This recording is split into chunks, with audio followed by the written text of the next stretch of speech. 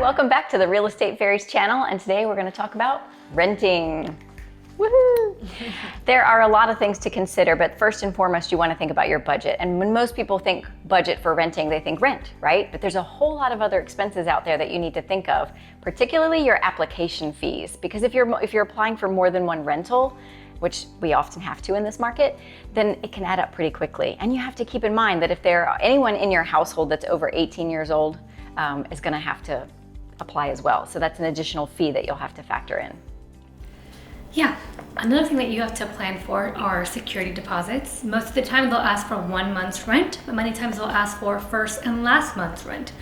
And also, if you have a pet, they might ask for a pet deposit. And sometimes pet rent. Yes, your pet will have to pay rent.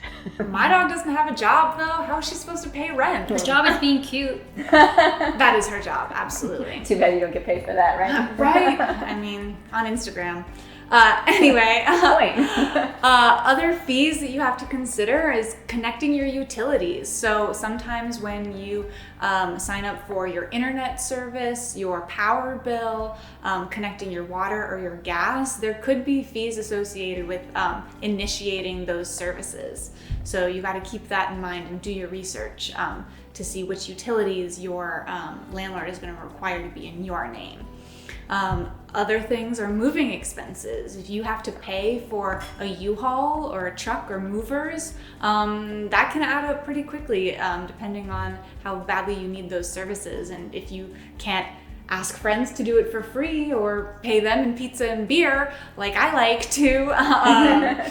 Another thing to take into consideration for financial criteria that your landlord's going to want to see is your credit. And not just your credit, but if you have someone else living with you, remember we talked about someone 18 or older, then their credit's going to be checked as well. And that often is a hard pull on your credit, but if you're doing multiple at one time, typically all of those pulls from different landlords, typically I've read, will count as one. I say typically because I do feel like in the rental industry, it's a lot of different rules, depending on it's hard to keep up with. It really is. So you just have to do your research with which application, what you're doing at that time.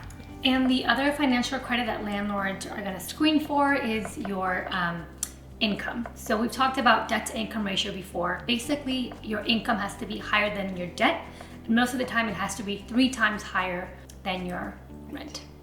So it's exciting shopping for a new home, your new rental. But what's even more exciting than that is thinking about owning that home one day, which is called lease-to-own. So lease-to-own, sometimes referred to as rent-to-own, or lease with the option to buy, lease with the option to purchase. There's a number of phrases that encapsulate these kinds of programs. What it basically is that when you sign the lease, after a certain amount of time, or at any time, depending on the company, you have the first right to buy the property that you're living in as a rental. Mm-hmm. That's so cool. It's super cool. So the 2 reasons that you might want to apply for these types of programs is if your goal is to buy, but your finances aren't quite right yet, and you want to rent for just a little bit longer. So while you're renting this home, you can be getting your finances in order, improving your credit, improving your income, so that when it comes time to buy, you already have the home. You've already been living in it. Awesome. I can't tell you how many renters that I've known that love where they're renting, and they want to buy, they want to own, but they love where they live right now. They want to move, right? Yes. Yeah, see, and so that's why these are so awesome. Another reason why you might want to do one of these programs is you want to rent, but there aren't enough homes on the rental market. And so you want to see homes that are for sale and maybe rent those out. So our partner, Home Partners of America, can do just that for you. Yeah, so let me talk to you a little bit about Home Partners. At Coldwell Banker Realty, we partner with Home Partners, who is a lease-to-own company. And basically what they do is they will buy the home in cash for you and then rent it out to you. So you are a regular tenant.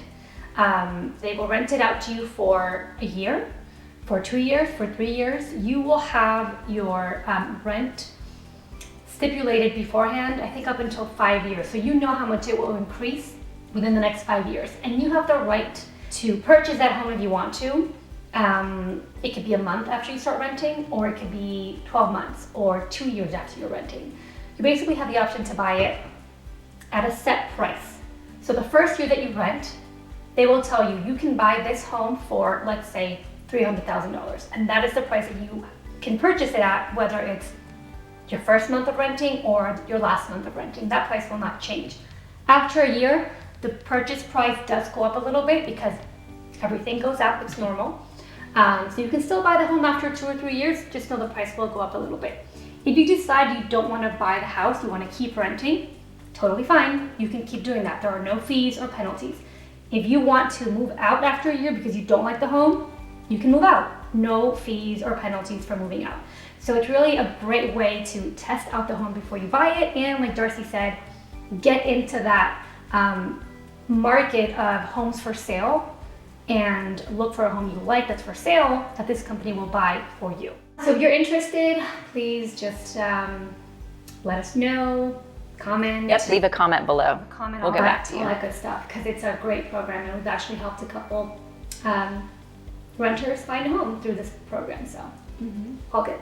Yeah, we'll put our link to apply in the video description. For this particular program, Home Partners, there are others.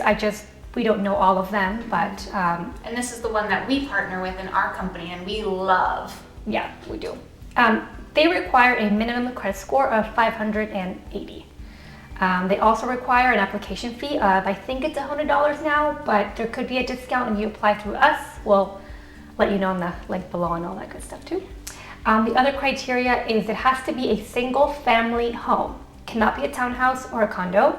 And it has to be a single family home of $600,000 or less, which in Atlanta is pretty good actually. That's a really solid starter home in Atlanta. Yeah. Oh, and it has to be in like decent condition. It can't be like a tear down or, you know. They want you to be able to You wouldn't want to move rent in. that anyway. Yeah. They want you to be able to move in right away, no problems. The good thing about Home Partners is, I'm gonna just hone in on this real quick. So I know you're thinking like the rental market is just as bad as the buyer's market and everyone's fighting for these homes. Yes, but Home Partners, when they buy this home for you, they are a cash buyer. So they're gonna offer cash, which is already like the best buyer anyone can ask for. So they're pretty competitive in the buyer's market. So for our final thought today in renting, it's to watch out for scams, because unfortunately in the world we live in, there are a lot of scammers out there. So we want to give you a few tips. Yeah. So first tip, do not give anybody any money before you see the property. Okay, if they're asking you to apply before you see the property, if they're asking you to submit security deposits before you see the property, that is a huge red flag, okay? Do not deal in cash, do not deal in Venmo, do not send anybody any money over Facebook, PayPal, wherever. Qualified property managers typically have a secure portal for you to submit all of your payments through. Do not give anybody any money, because if you send them a Venmo for a $50 application fee, I'm sorry honey, you're not getting that $50 back even if you dispute it with Venmo. Okay, so you gotta be really careful with that. So true. Another thing to be careful of is your own safety. Don't go viewing properties by yourself. Take a friend, take a family member, take an agent, a trusted agent with you, but definitely don't go by yourself. It's just not safe. We are all trained in Mortal Kombat.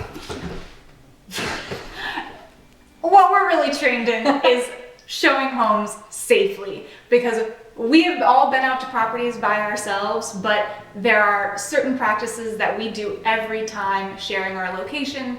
I bring pepper spray just in case there's somebody sketchy lurking around, but always make sure somebody knows where you're going or somebody is with you. Do you really have pepper spray? Yeah, I really do. I Same also here. have a stun gun.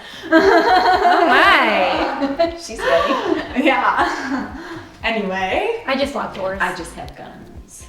Yes! The next thing you want to do is you want to verify the owner of the property is the same name as the owner on the lease. Okay, so people will all the time pose as the owner of a property on Zillow, on Facebook, on wherever, on Craigslist. Yeah, I was just about to say that. You got me. Yeah. If people still find rentals on Craigslist. You do. So the owner of the property, their name needs to be on the lease. And so whether it's a person, whether it's an LLC, you can verify that on the tax records. So in Atlanta, what I like to do is I like to go on the Fulton County Tax Assessor's website, and that's free to access. You can access tax records or public record. And so you can just verify, do some due diligence to make sure that who you're dealing with is the actual owner of the property. The next thing is don't give away your social security info or personal information before verifying the source or the link that it came from. Okay, if somebody is sending you an application for a property on a Google form, that's probably not secure. Huge red flag. Okay, like I said, property managers all typically have a secure portal for you to input your application information, your payments, all of it, and it is secure, and that they only have access, and there's like a firewall, and I don't know cybersecurity, but somebody who does can verify that for me. Okay, so you don't want to give away anything about your identity, social security information, credit, stuff like that. They do need your social security to run your credit, so just be really, really careful before you submit that information. Definitely. You'll also want to verify the listing information with the property manager. So usually on the listing, you'll find the property manager or the company, and you can go to that website and see if the information on your listing matches what's on their website. So it's just doing a little self-check for yourself. There's a couple of red flags to watch out for. You want to be careful of, you'll see multiple typos, inaccurate information, bad grammar, could be suspiciously low prices, which I know you'll get excited about initially, but you just have to be careful. Odd looking photos, you just have to be careful what you're looking at. Mm-hmm. Yeah, the rule of thumb is if it's too good to be true, it probably is. It's so true. So in closing today, guys, if you're in doubt about the legitimacy of a listing, please reach out to your trusted agent or a friend or someone that you know that knows what they're doing, and just verify, get a second opinion. And thanks for watching today. Give us a like and a subscribe, and we will see you next time. Yay!